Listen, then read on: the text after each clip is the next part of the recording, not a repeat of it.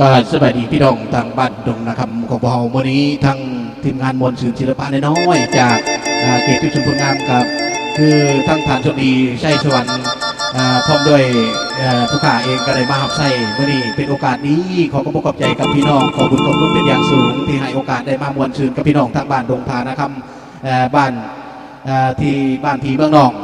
กระสั้นรอบพิเศษครั้งนี้กับโอกาสชี้เลือกไปแล้วกับรอบพิเศ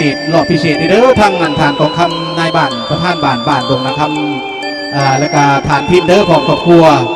พร้อมนั่นการเป็นทานบุรักพร้อมครอบครัวเช่นเดียวกันสำหรับทานของคำโอ้ขอแสดงความดีมุกดีใจนำเป็นอย่างสูงเด้อรอบพิเศษเด้อวันนี้เอากันเมาในบนมวลทำบุญแน่การคบงานของพวกเราก็เป็นโอกาสเป็นพิเศษฉะนั้นรอบพิเศษครั้งนี้ก็จะเป็นเกียรติพิเศษแล้วกันเทียบห้อยแล้วการเชิญทุกภาคส่วนมามวลสื่อกับรอบสามัคคีขักสาวบ้านนาคำของพวกเราเองขอเรียนเชิญ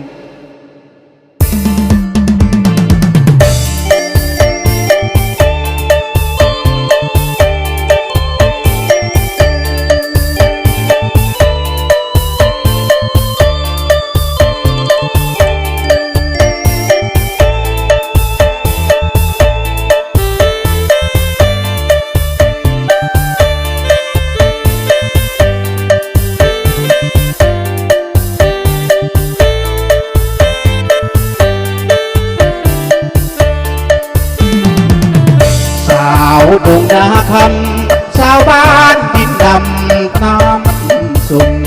พบตอนเป็นสาวเป็นหนุ่มทุ่มเทใจหักทิ้งหายกอง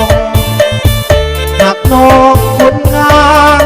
มีคำถามกับสาวแก้บองอายมีขาดคู่ครองน้องขาดผู้ยอมสมกัน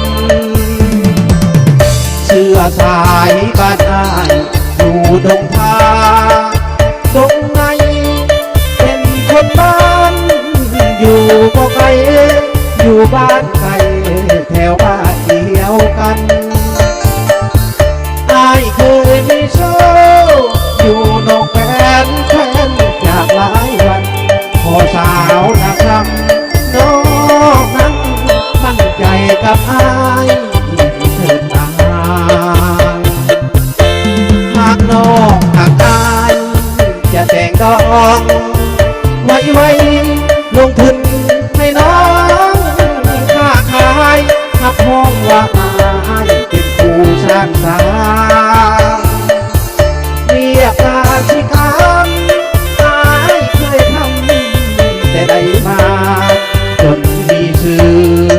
อสาขายเข้าป่าจนทั้งมีหากเอากับอายน้องจะสนุกสนานเงินเก็บมาตั้งนานน้องตาหวานแต่งโอโซพีถ้าไปเที่ยวงานมวลชื่นเบิกบานลำวงลาทีตลอดชีวิตอายหักน้องคนดีสาวดงนาคจะเป็นความเด้อโอนถึงใจได้ป่านนี้นะคือดีมีแห่งเด้อทุกคน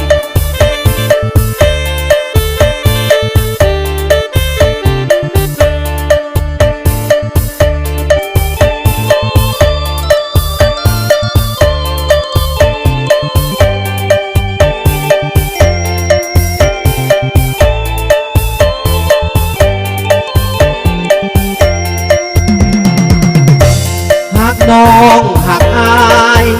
จะแต่งน้องไว้ลงทุนให้น้องค้าขายหักห้องว่าอายเป็นผู้สร้างสรรค์เรียกการสิกรรมอายเคยทำแต่ได้มาจนมีชื่อสาขายเข้าป่าจนทั้งหากเอากับอายน้องจะสนุกสนานเงินเก็บมาตั้งนานน้องตาหวานแต่งโอโซพี